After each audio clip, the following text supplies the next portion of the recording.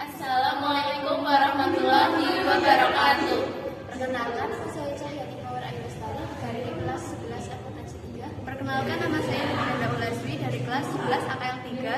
Perkenalkan, saya Faida Kristiandari dari kelas 11 akuntansi 3. Di sini kami akan menjelaskan definisi pajak dan jenis-jenisnya. Pajak adalah kontribusi wajib kepada negara yang terutang oleh orang pribadi atau badan yang bersifat masa berdasarkan undang-undang dengan tidak mendapatkan imbalan secara langsung dan digunakan untuk keperluan negara dan dengan sebesar-besarnya pemakmuran rakyat. Klasifikasi pajak berdasarkan lembaga pemungutan. Klasifikasi pajak berdasarkan lembaga pemungutan dibagi menjadi dua. Yang pertama adalah pajak pusat dan yang kedua adalah pajak daerah. Yang pertama, pajak pusat. Pajak pusat adalah pajak yang dipungut guna membiayai rumah tangga negara.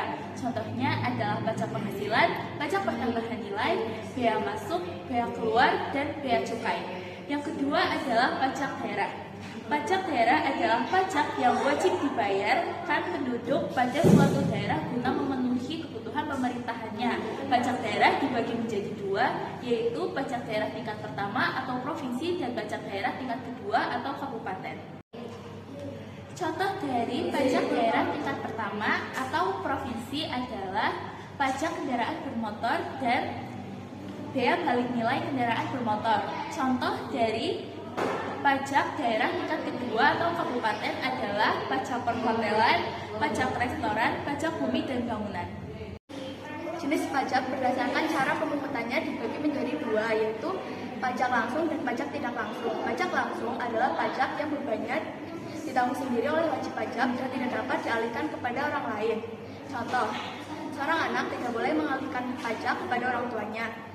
Begitupun seorang suami tidak boleh mengalihkan kewajiban pajaknya kepada istri. 2. Pajak tidak langsung. Pajak tidak langsung adalah pajak yang bebannya dapat dialihkan kepada pihak lain karena pajak ini tidak memiliki surat ketetapan pajak.